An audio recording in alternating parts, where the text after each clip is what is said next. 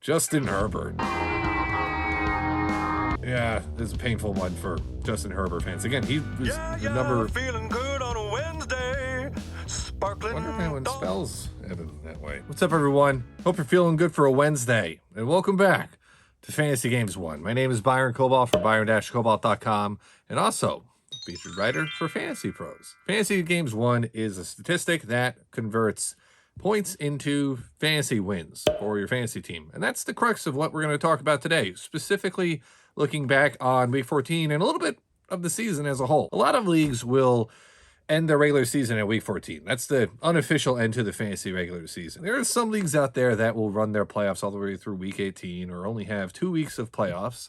So I don't really call the MVP, regular season MVP race from a Fantasy Games 1 perspective until week 15. Some of you may consider the leader at this point to be the regular season MVP for fantasy. So we'll get into that this week. But hopefully you care about what's going on beyond just this week and you're still alive. Hopefully your teams are not dead yet. I'm not dead. Yeah, he says he's not dead. Yes, he is. I'm not. Whether you're going into playoffs and you're going to take a week off with a bit of a bye week, or you're barely got in by the skin of your teeth, whatever that means. You probably had some players help you in week 14. So before we toss the holy hand grenade at week 14 once and for all, let's check and see who won the week. Well, he will be soon. He's very ill. I'm getting better. No, you're not. You'll be stone dead in a moment. We're going to go through 10 things today. First thing, Deebo Samuel won the week 2 weeks in a row. I actually think this might be the first time we've had this. Yeah, let me check here.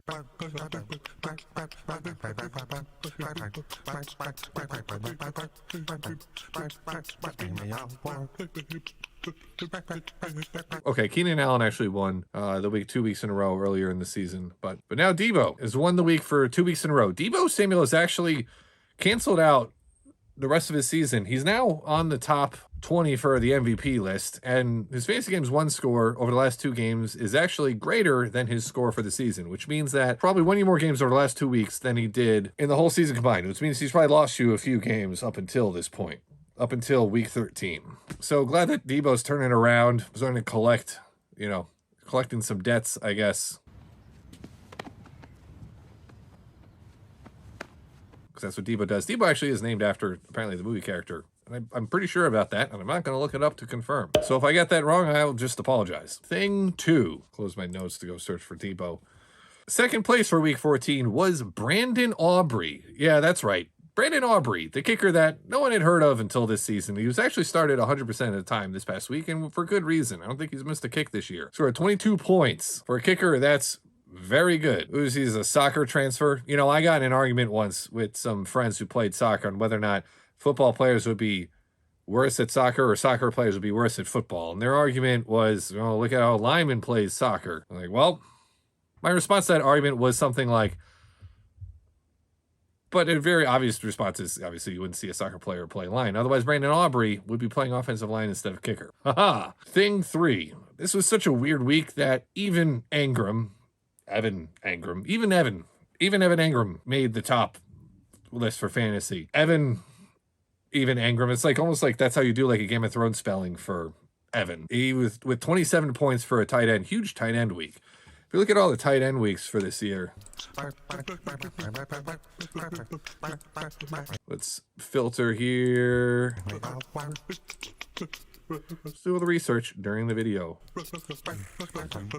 That's the 5th best week from a Fantasy Games 1 standpoint for a tight end this year.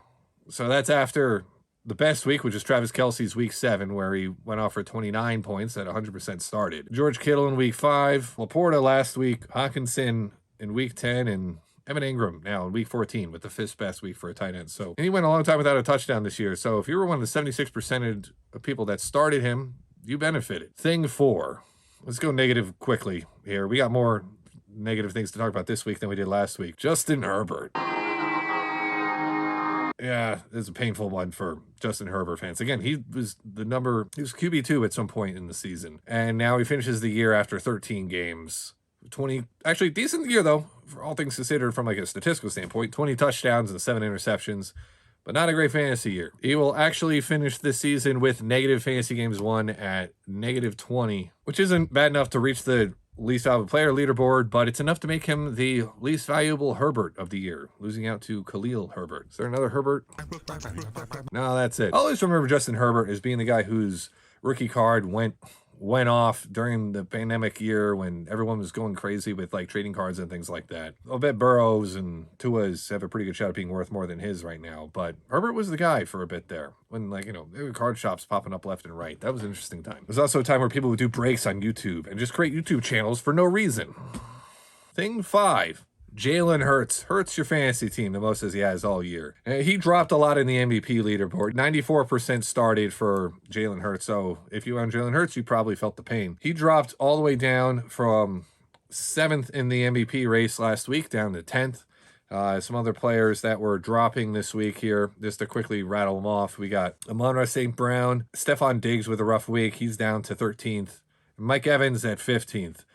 So yeah, a bunch of actually more players than usual that are like league MVP types that had bad weeks.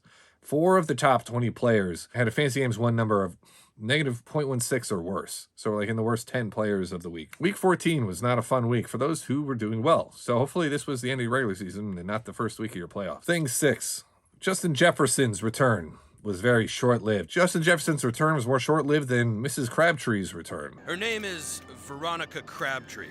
Bus driver for the elementary school. She was considered an ancillary character, one the fans wouldn't miss much. Justin Jefferson now has fallen off the MVP leaderboard as he's no longer, so he's 10th here, negative 0.16 Fantasy Games 1. So he was at about 0.6 before this, and then was actually flirting with the top 10 in Fantasy Games 1, and now he's just out of there. Yeah, it's appeared he was the wrong choice of the 3 candidates for the first overall pick, it looks like. Although he might come back next week. There's a cat. Thing 7, Ezekiel Elliott. I did not have an Ezekiel Elliott for the Patriots fantasy stretch run on my bingo card for the 2023 season, but that might play out that way. Besides the fact that Patriots running backs are unpredictable and weird. Bailey Zappi now appears to be good enough to get some sustained production there. Too bad Ramondre Stevenson didn't get to see that much of that. You know, Zeke's going to number 15 is what I was blaming his fall on, because honestly, I think jersey numbers matter. Some players, they just don't, some numbers aren't great for certain positions. For example, the first time I saw a running back with a number in the teens, so I think it was Kenneth Gainwell, had number 14, was the first one. It just doesn't look like a big enough person number for a running back to be able to take that kind of, take the kind of hits that a running back has to take. So Zeke going to 15, for me, as someone that he was appearing a little bit more frail. The number thing can apply to more players too. 21 was fine for Zeke, but 21's not a great number for a player that's like, for example, the size of like Derrick Henry. Derrick Henry, number 22. I always thought Derrick Henry should be 32, but he's actually probably the exception that proves the rule here, because he's definitely, you know, he's a power back. No running backs are like in the 40s now unless they're a fullback. But the power running back number, which is, my opinion, is 32. That probably should have been Derrick Henry. Yeah, maybe he would have been that much better with it. I guess we don't really know. Thing 8. Tyreek Hill was banged up a bit in the Monday night simulcast game against the Titans and fell off. Tyreek Hill with his worst week of the season. He's had 3 weeks now where he was negative by a good amount here for Fantasy Games 1. Week 4, he was negative 0.07. Week 9, he was negative 0.08 and average 0.09. So as far as having the worst 3 weeks of the year, that's not that bad. But he's now got a much smaller lead. So he's only leading Christian McCaffrey now by 0.1 Fantasy Games 1, which means it's anyone's game here to win MVP. Tyreek's probably not going to set the record for the 17-game record now for Fantasy Games 1 because he's off by a good 0.71, which is a couple really nice weeks in a row. That's Cooper Kupp's record, 3.01 Fantasy Games 1 back in 2021. So Tyreek's that was when we started recording it. Otherwise, you know, Christian McCaffrey might have had the record, or LaDainian Tomlinson for that matter. Maybe even Marshall Faulk, I don't know. But now it's going to come down to McCaffrey and Tyreek for the MVP award. So we'll see how it comes through. Of note, there will be also a playoff MVP award, which will more heavily weight the playoff weeks going through week 17. Thing number 9, checking in on the least valuable player leaderboard. Yeah, Najee doesn't appear that he's going to be denied here. Najee still at 62% started with 6 points. So it just takes another chunk out of his score. So he's down to negative 0.84 for the year. That's a lead of 0.13 below Joe Burrow, who's second in the least valuable player leaderboard. Alexander Madison actually kind of close there at 0.70, and he's still getting started a little bit. Najee Harris, I guess he could get started again. Joe Burrow was locked in at that 0.71 because he's not playing the rest of the year. So Najee would have to have a nice game here to escape the basement. Otherwise, the least valuable player award is going to be him. I don't know if it's going to get renamed after Najee instead of Brady, but I'll have to make an argument for that. It's actually 2 years in a row now that Najee's been pretty underwhelming as far as his draft spot. On the draft adjusted leaderboard, he's actually doing a little bit better just because replacement players for running backs, he hasn't relied on replacement players just as much as Joe Burrow has, or Nick Chubb for that matter. He was drafted obviously behind Nick Chubb, but yeah, he's second on that board. So this has not been Najee's year. Thing 10, Gabe Davis. Why am I talking about Gabe Davis? Did he do anything? Well, Gabe Davis, he broke the streak. The line has ended. Gabe was on a run for the ages where every game below 20% started, he was going off. He was over like 16 points per game. Every game above 20% started, he was like 2 points per game. It was below 3. It was absurd. Kind of bucked the trend a little bit. He went up to 11% started this past week and scored 0 fantasy points. So if he had hit 20%, he would have kept the streak alive. This is actually still pretty, there's going to be some way to measure how painful Gabe Davis has been to have this season.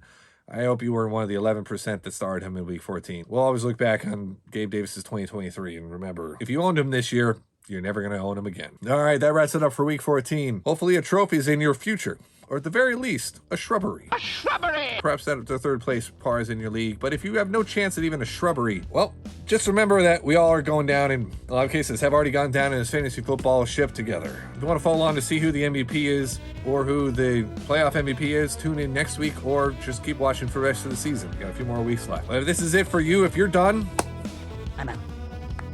I hope you subscribe. We'll have some off-season content coming, more random stuff, I guess you could say. Random fantasy football topics, off-season things. So thanks for tuning in. Good luck in week 15 or the first round of the playoffs.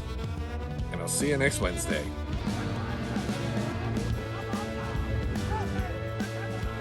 Right. That's it.